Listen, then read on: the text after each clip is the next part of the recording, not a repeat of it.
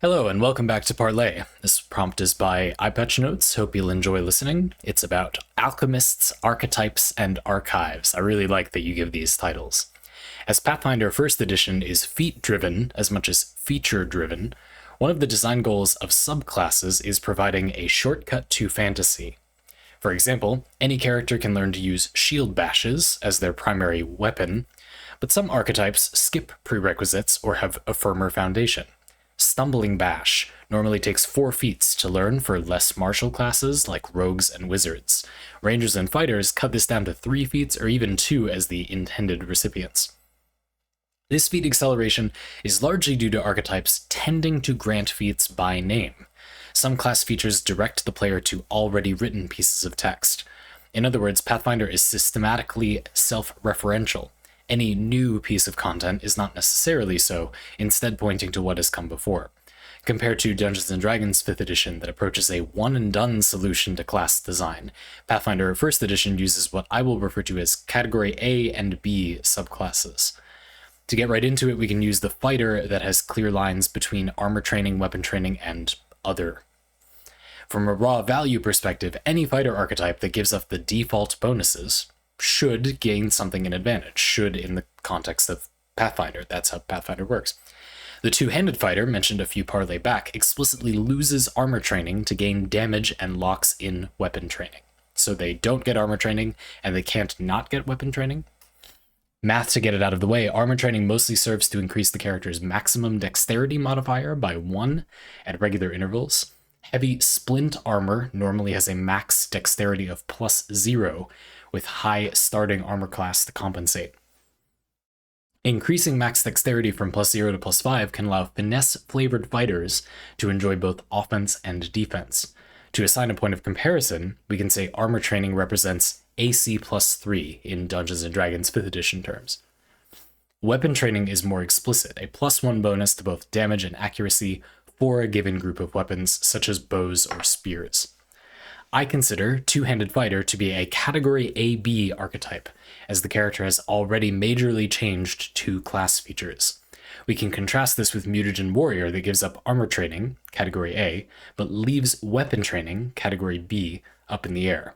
A Mutagen Warrior fighter could still replace weapon training, or keep it, since it's a measured +1 to +5 to weapon damage and accuracy. Graphic, as a lot of EyePatchNotes parlays have. Here you can see a comparison point. This parlay is very long. In fact, this is one of the longest parlay ever submitted, so I'm going to stop a lot of times to respond because I have a lot to say already. That alone would be a good parlay. I think there's a lot to say. But here you can see a little description for people who are a little more visual. I think this is extremely helpful to see that armor training does something that if you play Dungeons & Dragons might be a little confusing. So what's happening here is you can increase the benefit that armor gets from dexterity, basically, or increase how much of your dexterity will give you more armor class.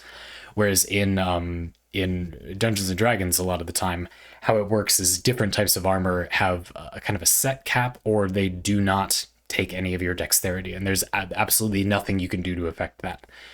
Whereas here it seems like you really can do things to affect that, which makes sense thematically, I think.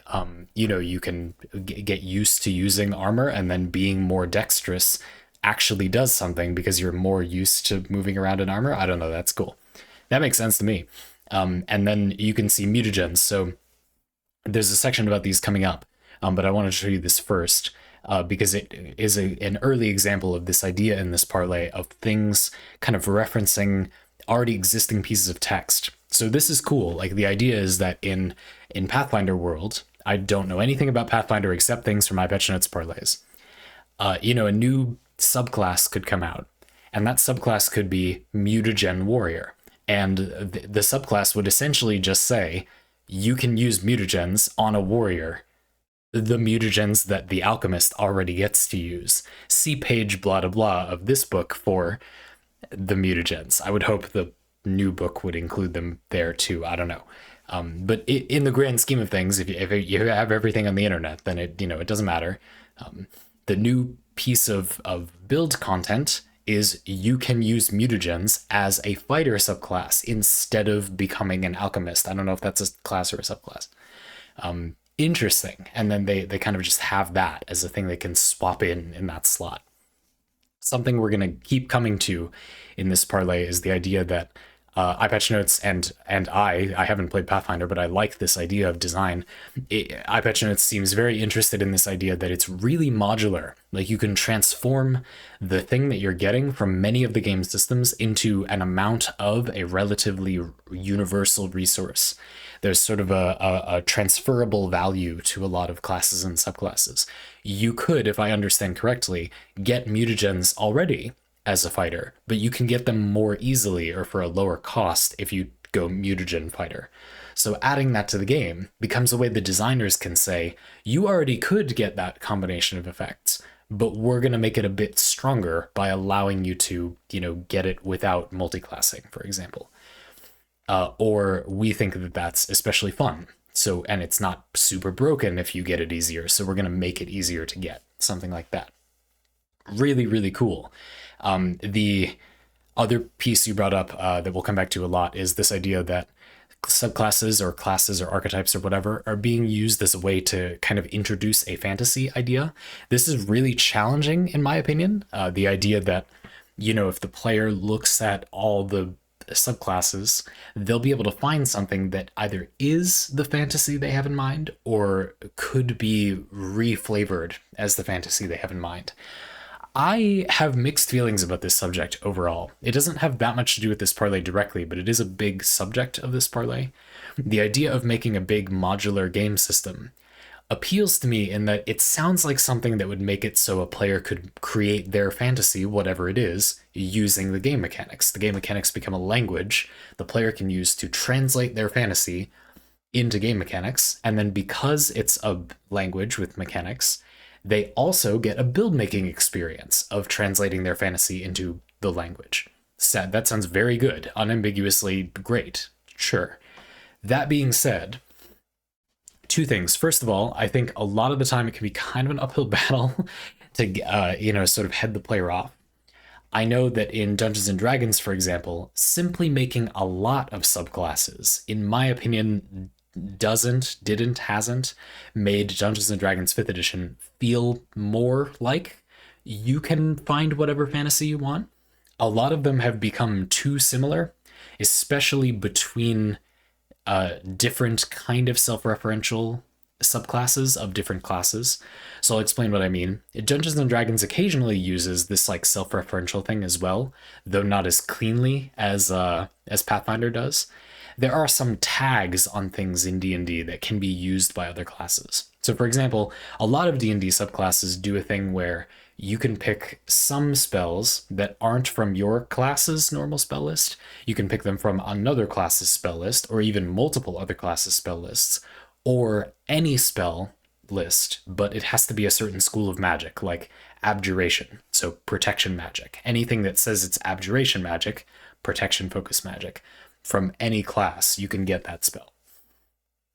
This is a cool idea. The problem is that because those things are rather broad, if there's like, let's say, a wizard subclass that lets you take cleric spells and a cleric subclass that lets you take wizard spells, they aren't the same in that, you can pick as many wizard spells as you want and then only a few cleric spells, versus as many cleric spells as you want and only a few wizard spells. Having played like a pair of classes like this in D&D 5th edition, I would tell you, I don't think they're the same, but they weren't that different. You know what I mean? It's a little difficult to believe that most players it would really be like one or the other was their very specific fantasy they had. And in the first place, this type of ultra specific fantasy fulfillment is an uphill battle. I hope you can see what I mean. So like, let's say that your idea for your character is you're a cleric who's dabbling in magic that isn't permitted by your order normally, right? I can imagine how taking a subclass that lets you learn wizard spells would kind of achieve that.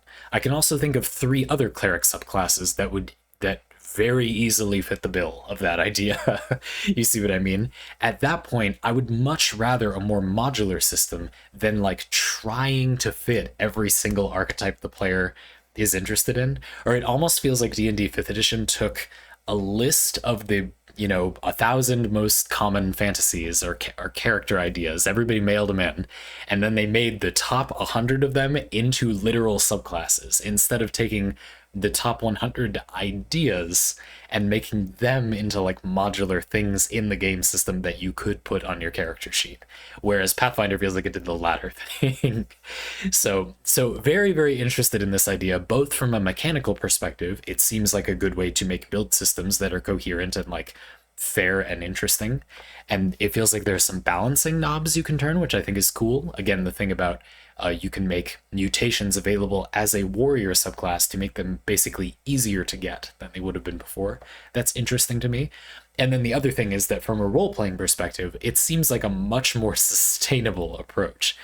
You're much more likely to be able to like actually fulfill the player's desired fantasy experience. The player can say something like, well, I want to use a companion in combat, and I want spellcasting, and I want to be tanky. And rather than saying, well, you can be a few of the ranger subclasses or summon a familiar, and here are some tanky spellcasters. But then within that, you'd have to find a specific archetype that kind of jankily fits your fantasy idea, and they're very specific, but there's not so many of them. Versus having there be no super specific archetypes, but you have specific tools you can use to construct the exact thing you want. I don't know, it just seems like a more possible approach, like that's more feasible. However, I said 2 points. Second point is that a lot of players, this type of system would be a big weakness, in my opinion, because they might not come to the RPG wanting a certain fantasy fulfilled. They want to live in a fantasy the designers recommend, which is a favorable way you could reinterpret what Dungeons & Dragons 5th edition is doing. If you're looking to do the exact thing you want, and you want to jankily rig the mechanics of D&D to do that, you can do that in any game, really, and you can homebrew stuff or whatever, but the way the mechanics are structured makes that like kind of an unnecessarily laborious process, whereas it feels like Pathfinder's mechanics sound like they're structured specifically so you can do that easily.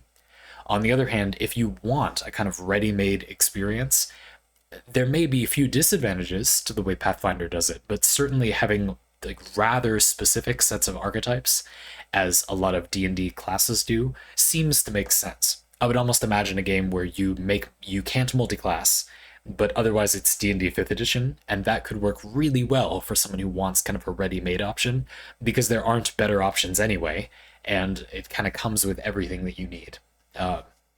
In particular, there's this thing that a lot of D&D subclasses have where they have a spell list that you get when you take that subclass, and then you can swap things out if you want, and it's like comically frequently better to swap those spells out. But if you couldn't swap those spells out, it would be, well, there's a better damage spell, but you're given this one for free, and it's like the flavor of that fantasy. So if that's what you're looking for, good. That's cool. But when it's trying to be a system that lets you kind of set up your own version, I think that's a not very efficient way to fulfill that goal. Let's put it like that. Certainly D&D, if anything, has been accused the absolute most of putting its hands in many pies. It's not really committing to any one thing, though here I'm arguing it kind of commits more to, you want sort of a ready-made fantasy. That is not bad. By the way, only mechanically, like you can still have your character's, personality be something open-ended. That's not bad, though I much prefer the idea of this Pathfinder thing you're describing. Anyway, let's continue. Let's tackle this now. So I'll leave this up even though we're reading some of the EyePatchNotes Parley. There's a lot of notes for this one, but I want to get through the main part. Suspiciously like 5th edition's Blood Hunter, I love Blood Hunter, a Pathfinder mutagen offers a grab bag of simultaneous benefits, including dexterity and armor class. If we assume a fighter's armor training is worth said AC plus 3, Mutagen Warrior handily meets that number when choosing dexterity.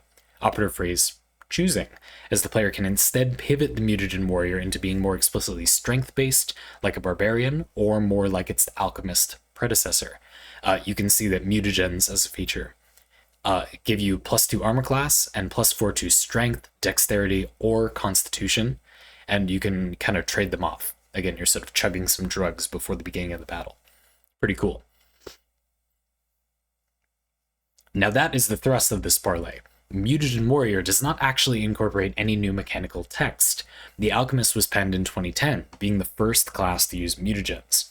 Mutagen Warrior debuted in 2014 alongside other archetypes that reused and remixed what had already been written. As brought up a little while ago, Pathfinder was built on partial trades and side grades with past books. 5th edition also captures the beauty of poaching, as feats that have a higher opportunity cost compared to Pathfinder can emulate a portion of specific casters, classes, or even subclasses. Martial Adept poaches from Battlemaster fighters, or Metamagic Adept from sorcerers. See also Warframe's Helminth system. I'll pause there for a sec. Yeah, a weird thing in Dungeons & Dragons is that because of the way that multiclassing works, where you take a class in a level in a different class instead of more levels in the class you're already in, and getting feats is a class feature rather than a feature of what total level you are. If you multiclass more, that is, you want to kind of pave your own path and mix and match and remix things, you get less feats. Almost always, anyway. Because you are less levels in each individual class. You delay feat progression for that class, which is a little odd. Now, of course, you don't have to use feats at all. You can take, +2 to your stats instead. When I run Dungeons & Dragons with my group at the moment, though I'm increasingly thinking maybe I should steal a lot of things from Pathfinder and make it be like that. I generally word it as, well, you can take a feat, something that we often call hybrid feats, or an ability score increase. There's a lot of feats that give you +1 to 1 stat, and then also a small effect, and then you could take the +2 to a stat, and you could take a feat that doesn't give you any bonus to a stat. So rather than thinking them as you take a feat or you take +2 to a stat, I like to make 3 categories. How much do you want stats? How much do you want a feat? And there's like a middle option. But again, they have high opportunity cost, and that choice seems to run counter to you didn't multi-class. If you like making builds, it's very unlikely, I think anyway, that you won't want to multi-class. And therefore, people who want to customize their options, like, you just would multi-class. I guess that's how I would think of it. The very narrow use case for you don't multi-class, but you love feats, and you want to choose lots of little things like that, would be, it's almost certainly not more powerful than if you'd multi-classed, at least a little bit. So it would be like you're very new to the game, but not new enough that you don't want to take a bunch of feats. I don't know, that doesn't really make that much sense. Again, it's a system that is dipping its hand into both approaches, rather than being built in a way that is one approach. Like, you want to make decisions, so we made a system that's good if you want to make decisions. I have at times argued, and as I will here, that this is better design because it's very easy to provide a default version. It's harder to make there be meaningful build systems. So for example, if you make a build video on the internet, it's much easier to fulfill the needs of people that just want to copy a build. That's so easy. I would argue it's actually irrelevant. It's so easy that there's no need to fulfill that need. Simply by creating a build video, and then people can look at the build, show the build at the very first frame of the video or whatever. People can just pause it and copy it and move on. It's only challenging to fulfill the needs of one of the two parties, so we might as well just do that. And then it's very easy to imagine setting up kind of like default character builds for Pathfinder. I'm very confident there is such a thing in the Pathfinder, community or lexicon. You can imagine. Anyway, some closing questions from EyePatchNotes before we move on. You said, how much agency does the player have to sidestep or trade away mechanical text? What overlaps exist between similar game pieces, between entirely different game pieces, and where or when do game pieces borrow from each other? Again, really good questions for a potential game or build system. This is a way to evaluate, to some extent, whether EyePatchNotes will like your build system, which is not a bad thing to know. Generally, I am a big fan of these things too. I think the idea that you make a system that kind of, I'm going to talk about this more at the end, but that kind of universalizes the value of a given thing is a very, very fun idea. It allows pieces to overlap a lot or be reused frequently and have kind of a known value. Another thing that I wanted to come back to from earlier is this idea that, where is it? Like the intended recipients thing, like instead of the design choice where some classes or subclasses or some characters, some builds can't get an option. They've taken the design approach, it sounds to me, like everybody could get an option, and it's balanced by how hard it is to get or how expensive it is to get. How many feats does it take for your rogue or wizard to get Stumbling Bash or a Shield Bash? It's cheaper for rangers and fighters. Obviously, this could be reductive. You could balance things so technically everybody can get everything, but in some cases it's so expensive for certain people that they might as well not, it might as well not be an option. You can spend 19 of your 20 levels in D&D to get this thing alongside this other thing. So you could do that, but it's extremely bad, at the expense of doing literally anything else. And I would assert that kind of is important, even if sorry about that, some time travel was necessary. I was just going on about the idea that it's interesting to create a system that allows you to do whatever you want, but makes it more expensive in certain cases. Again, you could make it so expensive it's just kind of pointless. You could technically do it, but it costs so much that it's just ridiculous. But it sounds here like that's not the case. And the idea that those things are baked in, to me, that seems like a kind of more sensible approach. The other thing is that the sort of one and done approach, this is a point that if you've been listening to the EyePatchNotes parlay is maybe so obvious that I'm not surprised you didn't mention it, EyePatchNotes. But it's very, very bad at future-proofing. It doesn't talk to previous mechanics. A lot of Dungeons & Dragons problems, in my opinion, are that good pieces of design, like game design ideas, that would have helped make previous subclasses good, it's not like they come back and rework those after they've been published. The game just kind of moves on. And as a result, a lot of the later subclasses are just blatantly more powerful. And the earlier subclasses offer very few options or like haven't really thought about how the player will get to use those options, or maybe are even planned to be used in a very different kind of game than other options. There are some noteworthy examples I can think of, like Circle of Dreams Druid, where there are some features that reading them, I think, in the modern version of the game that is suggested in some of the source books for D&D 5th edition, I'm not sure where you would use some of these abilities. Like a thing mentioned in some of those features you don't really do in those adventures. You could do it, but it's not really designed for the same game. They can say it's for the same system all they want, but it really isn't. The things aren't united under the same design idea. In the first place, things weren't united under the same design idea already. They're just even less united. Whereas here, that is the exact opposite, for better or for worse. The system better be good to begin with if we want to start getting into trade-offs of this design approach, right? You better have a system of self-referencing and kind of budgeting or creating a price for each option that's good. There better be, some kind of sustainable rule set that won't easily be broken by by later options, or it will be very difficult to continue designing things. Of course, you could design everything all at once and only release it in steps over time. That would be a lot of work. And it can be interesting to see what the player does with things and then react based on that. You might not fully realize as the developer that, Mutagen Warrior is a very cool combo that people are multi-classing, but then it's just really expensive. And so it looks really fun, but in your system, you not fully intentionally made it very difficult to get that not particularly overpowered, but really fun combination. And then later you can say, we've released the mutagen warrior as an explicit subclass for warriors, and now it's easier to do that thing that has been kind of proven to be pretty fun, but is objectively not particularly powerful. And so we've kind of buffed it / recommended it by making it, a first party thing. A big question that I've had in the past is how to make design changes that the player isn't kind of dizzied by.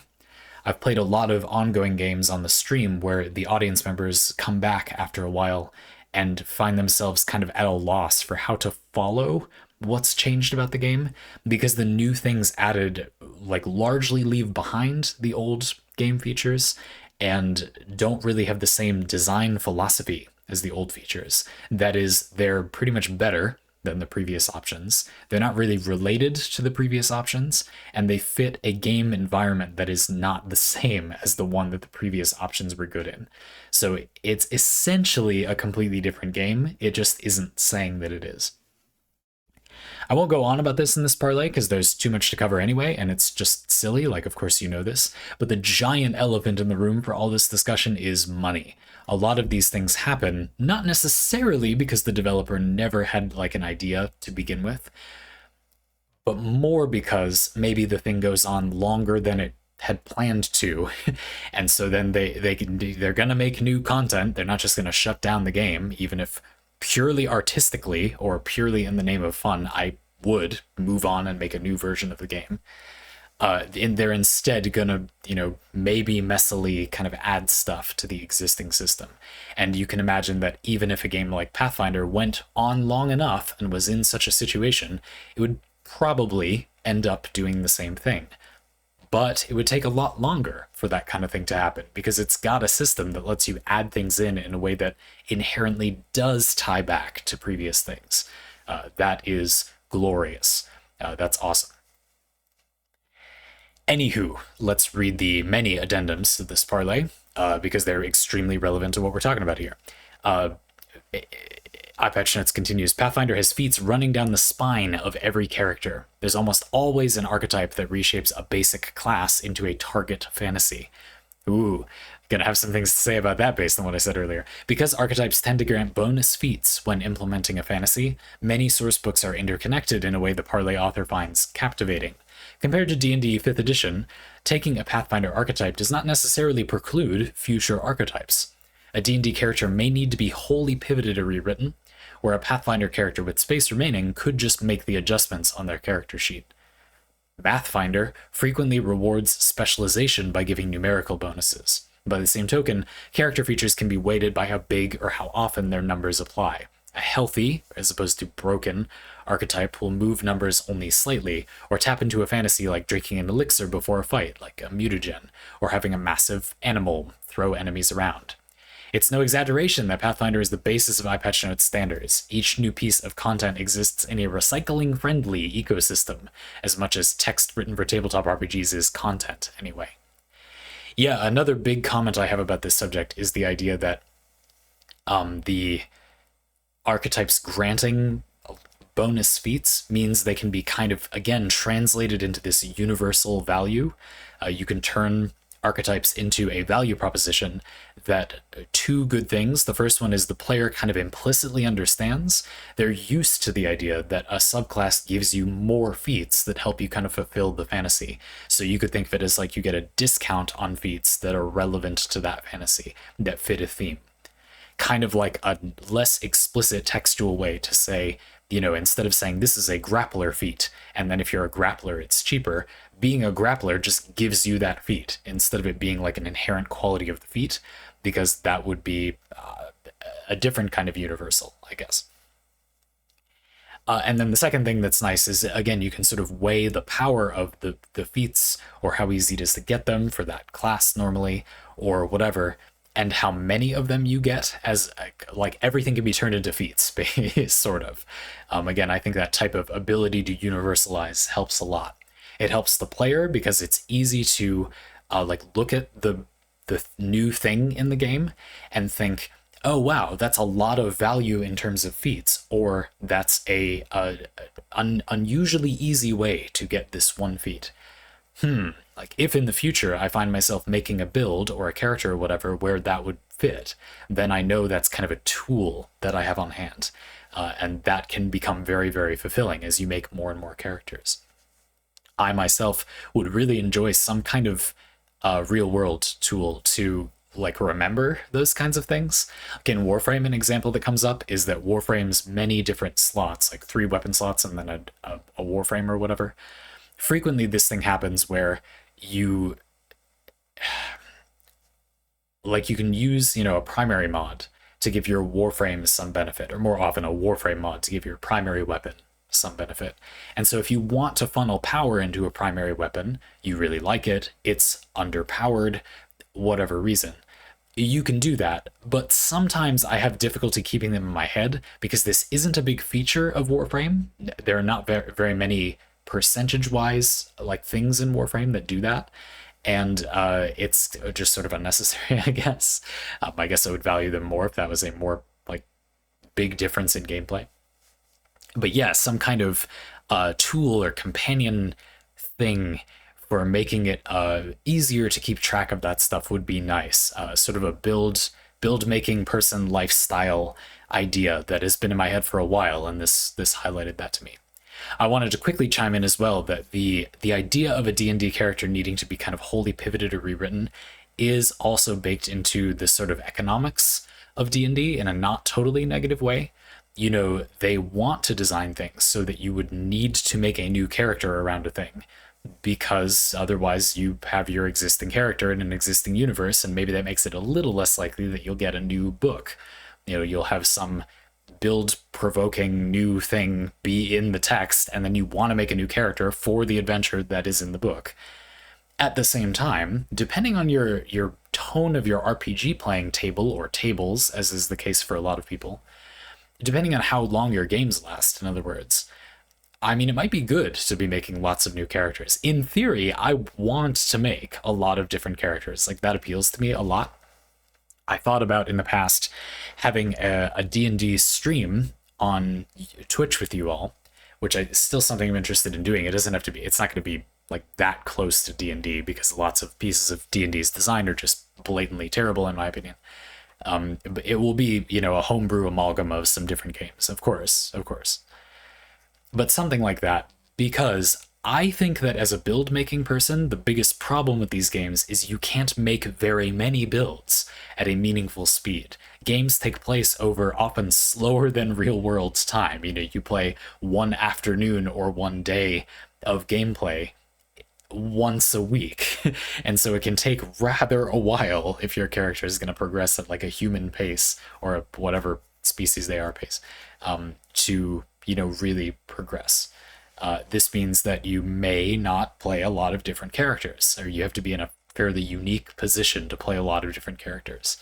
At the very least, on my level, I could sort of solve that problem, but it would be even better if we could solve the problem on the level of the average player. You had a game where inherently you would make more characters or play more often, without it being a game that is faster paced in a way that makes the builds like actually take less time, somehow streamlines the ability to play in a group. I'm not sure how you would do that. Anyway, what are you going to do? Let's read the note about Stumbling Bash. To explicitly list out Stumbling Bash's prerequisites, this came up earlier as that example of, it might be easier or harder for different classes to get. You need shield proficiency, improved shield bash, and then shield focus, or the armor training class feature. For a class that does not start with shield proficiency, they can gain proficiency with a feat. Mild cost to pay in Pathfinder. Pretty steep in D&D 5th edition. Consider that a 12th level character in Pathfinder has 6 feat slots guaranteed. In other words, irrespective of whether they multiclass. The 5e character may have 3 or fewer feats when multiclassing. Put another way, multiclassing into a class that has shield proficiency represents a feat slot, and doesn't represent losing feat slots the way it does in 5th edition. Vanilla fighters go one step further. They skip 1 feat in the chain for Stumbling Bash, while also having bonus feats. In this way, fighters are the intended recipients, since they get Stumbling Bash the fastest, though any character can qualify at their own pace. in a previous parlay, the Mad Dog Rogue Barian character you designed gets its shield proficiency from Barbarian levels and bonus feats from its Rogue levels. Rogue by itself has trouble getting started with shield bash feats, an unintended recipient, while Barbarians lack the bonus feats to pursue prerequisites. Blending the two classes creates and spends the feat slots for a potent combination. Kind of like separate multipliers. This is another delight of this system. Because things feel like they have somewhat universalizable value, another thing I really like about this is that it creates what feels like emergent build ideas that don't feel like they were explicitly designed in the game. The game's systems for making builds were intentionally designed to allow such a thing, but not intentionally designed to allow specifically this combination of things. You did kind of discover that on your own. And at the same time, that discovery isn't made oblique. That is, it's not like absurdly arcane to discern that that is good. Something that's very frustrating to me about a lot of games build systems is that the very good builds are nonsense to most players. Like, there's really no clear reason why that is good. You can't easily explain, this is good because I'm doing this, unless you do this for a living. And even sometimes it can be surprisingly difficult, because a lot of the time, those really good builds have eventually just broken the game's mechanics. They're really not using the build system anymore. They're defined by the fact that they've removed themselves from the value equations in the game, rather than that they use them in a clever way. That's okay, it's its own kind of fun. I'm just saying I think a lot of build systems that are trying to be fun in a way where you could do something clever with the system, the problem is that eventually it just isn't within the system anymore when something is powerful. This system makes it clear that some things are valuable within the context of their own system, and so you can understand that something might be a powerful combination, like without knowing every single possibility or something. You could just kind of find it and think, oh, like there's some nice synergy between those two things. And that's kind of okay. That sort of is the power in the system. That appeals to me. Of course, this could all be completely wrong in the context of Pathfinder. I'm just saying that I've read not a single line of Pathfinder rules text. So just, yeah, but you get the point. Just to finish the parlay, EyePatchNotes has a few closing comments. Nestled somewhere here is the capacity for future-proofing. A simple example is spell lists. If a new 5th edition spell comes out, it's a fairly low cost to pay a known spell to learn the new spell and try it. If a 5e subclass comes out, it automatically competes with its sister subclasses. Pathfinder 1st Edition, during its active first-party years, offered the chance of an archetype being ready to pick up with few other changes to a character's sheet. A topic for another time is what this does for third-party content and homebrew. The driven player could connive such an archetype that removes exactly what they dislike about a class while still following the spirit of first-party design.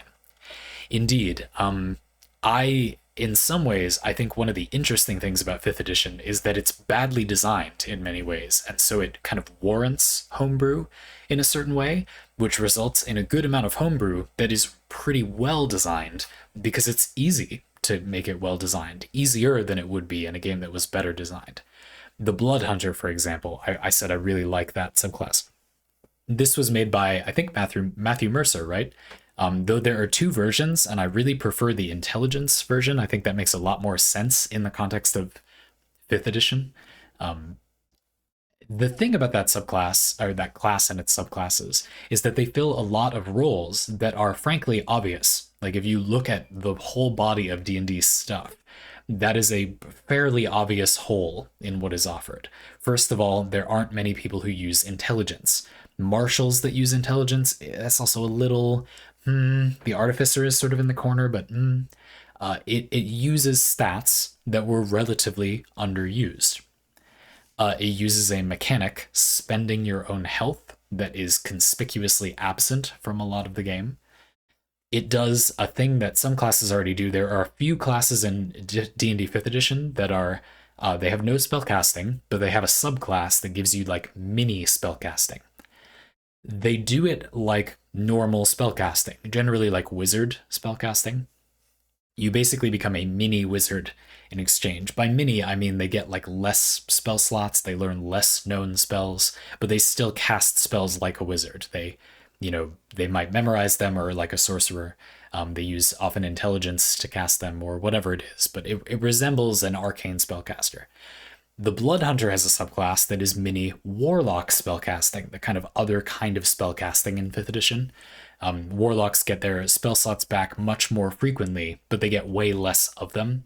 I've always interpreted this as them kind of bargaining for that power from their Warlock patron, whoever gave them their power, rather than naturally recharging their own magical energy. But however you flavor it, that flavor of spellcasting didn't have like a mini version in a subclass, but that was again, in my opinion, pretty obvious thing that they never did in the first party books. They still haven't done, to my knowledge, in the first party books, which I'm not sure there's a clear reason why not. That's something I think a lot of people would really enjoy. If you don't know about the Blood Hunter, but you think your players would enjoy that, it's worth a read. I think it's, reasonable, provided you're willing to make some adjustments. It's a good starting point, in other words. So yeah, I don't know, like it fits a clear need, but only because of D&D's already clumsy, again, kind of, I don't know, approach to trying to fill a bunch of archetypes by like doing manual, incredibly specific things, rather than making things a bit more modular. The idea then is that for something like Pathfinder's system, the inherent kind of trick of the game almost is that you can't just get like any combination of effects from any combination of books, like at any rate, in other words. So like the mutagen warrior example I gave before, I'm imagining as Mr. Pathfinder who develops Pathfinder, let's just imagine, you should be thankful I don't, but let's imagine I did. I've got my subclasses, my classes and stuff, and I do the update I described earlier in the parlay. I say, ooh, like a lot of players have found mutagens on a warrior by multiclassing into alchemist is pretty interesting, pretty fun, but it's not that powerful, which is fine, but it could be more powerful, and it's really fun. Like maybe I should make that a first party thing. It would get buffed because you can get it cheaper, like less feats, translating them into feats, and it would also just kind of showcase that, like for players who aren't as focused on just how efficient it is, well, it's a first party option that I'm suggesting rather than something you can do but would have to come up with yourself. So maybe I'll release that. Sure. And so you do. But there's kind of two things at play here. First of all, because that system is inherently balancing things, adding other subclasses, like homebrew subclasses, is almost guaranteed to be a bad idea a lot of the time, unless I, Mr. Pathfinder, am just like negligent or I don't produce that many new subclass things. Which if it were me, I would be producing these like mad. It would be fairly unlikely that you would, want a subclass to exist that really was justifiably balanced, but which I didn't just make exist. I don't know. And two, there's kind of already another problem there that I just thought of while talking about this, which is that you're kind of taking the ability to have that idea organically away from potential players that could have had that idea on their own by making it a first party thing, potentially in exchange for a small buff, like maybe a not huge deal buff. Which is a thought. I'm really tempted to just develop a game with that system from the ground up, literally purely as a learning experience, not to like make it be a game. That's fascinating. Does that make sense? I don't know. I think that's an interesting problem to have. What a cool parlay on this subject. You've certainly sold it to me, EyePatchNotes, much more than anyone else has before. I will have to read some Pathfinder stuff when I get a chance, because that sounds like a very good, very nice way to design those mechanics. It's neat. Yeah, again, I as much as I really like it from what you're describing, I can't help but immediately try to find the things that would be bad about such a system. I don't know. Again, there was that brief concern about books kind of referencing each other, but I would want it all in one place as just a set of text or like a wiki. So there would be no problem of, a book references another book, and therefore you have to have both books. I would I think that's kind of an unfair criticism of that type of system. The idea is still just as good. That's more of a marketing complaint, in my opinion. That doesn't make the design bad. It just makes the format bad. Yeah. Okay, that's all I have to say. It was certainly a lot anyway, but I hope I fit pretty much all of it in. Thanks very much for the request. Folks, if you want to get your own parlay like this, you can learn how to do that in the description. There's just a link that explains it. Thank you very much for your patronage, EyePatchNotes. It's been a lot of fun. This was the Pathfinder parlay that really worked for me, so I'm happy you did quite a few of them because it helped me build up some general knowledge before you did this one, which for me was kind of what did it. So it was really cool.